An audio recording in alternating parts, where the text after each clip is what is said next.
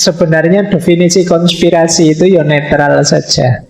Kita sering mungkin pakai istilah persekongkolan atau kong kali kong. Persekongkolan untuk melakukan satu rencana besar yang sifatnya rahasia. Ada sekelompok orang yang merencanakan sesuatu yang orang lain tidak boleh tahu. Itu namanya konspirasi. Secara umum konspirasi ini biasanya sifatnya negatif, meskipun bisa juga positif. Tapi biasanya istilah konspirasi ini dipakai untuk sesuatu yang negatif. Orang jarang pakai istilah konspirasi untuk yang positif, biasanya untuk yang negatif. Misalnya kalian kan tidak pakai istilah, Pak, saya dan teman-teman berkonspirasi untuk memberi kejutan teman saya waktu ulang tahun. Itu kan kalian kan tidak pakai istilah konspirasi kalau untuk yang seperti ini. Nah, cirinya rahasia. Ya kalau diberitakan namanya bukan konspirasi.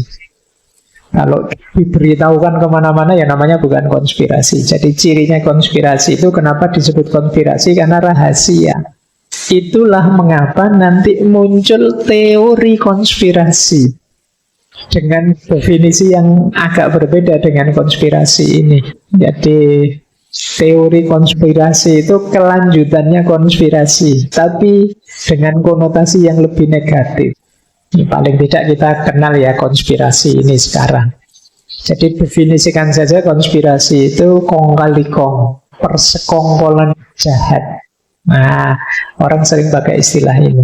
Yang pertama, pelakunya tersembunyi. Tapi biasanya kelompok konspirasi itu. Ada konspirasi untuk menjatuhkan pemerintah misalnya. Itu kan tersembunyi orangnya. Kalau tidak tersembunyi namanya pemberontakan. Biasanya kelompok, bukan orang. Jadi tidak orang per orang. Ciri kedua, tujuannya biasanya ilegal atau jahat. Jadi makanya tadi saya sebut ya istilah konspirasi biasanya tidak untuk yang menyenangkan, menguntungkan. Yang ketiga, melakukan hal-hal yang diatur sebelumnya. Jadi bukan melakukan hal-hal yang serampangan, ngawur, enggak. Dan yang keempat, direncanakan secara rahasia.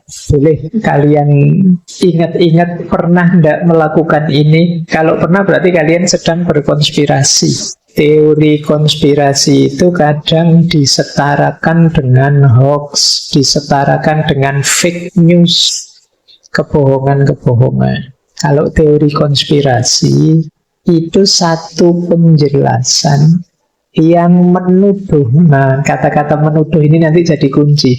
Berarti masih belum tahu pastinya. Menuduh sekelompok orang sedang melakukan konspirasi. Sederhananya itu teori konspirasi itu. Kita menuduh ada konspirasi yang sedang dilakukan dalam hal ini. Padahal kita tidak tahu pastinya, padahal kita tidak punya data. Itulah yang disebut teori konspirasi. Ini agak unik ya, diawali kata teori tapi maknanya jauh berubah. Jadi ini istilah populer, sering dipakai untuk merujuk kalau ada orang kok dikit-dikit, wah ini mesti ada yang bersekongkol. Nah, itu kita menyebutnya itu jenis teori konspirasi. Cirinya apa teori konspirasi itu? Yang pertama, diyakini meskipun tidak ada buktinya atau buktinya lemah. Kenapa kok teori ini diyakini? Karena tidak ada penjelasan yang memuaskan tentang hal itu. Biasanya dalam situasi ketika tidak pasti, ketika kita bingung, ini apa yang terjadi sebenarnya. Terus dalam situasi seperti ini sering muncul teori-teori konspirasi ini. Kemarin teman-teman ngalami waktu COVID, banyak sekali itu cerita-cerita jenis teori konspirasi ini. Nanti kita lihat ya. Dalam situasi krisis, situasi sulit, situasi serba tidak jelas, itu orang menebak-nebak dan biasanya ada yang ngarang, mengasumsikan saja, menuduh. Meskipun kadang tidak jelas yang dituduh siapa. Karena konspirasi itu kan rahasia. Jadi ketika nuduh itu ya tidak tahu kelompok mana, tapi kita bilang saja ini mesti ada yang berkonspirasi. Jadi itulah yang dimaksud teori konspirasi.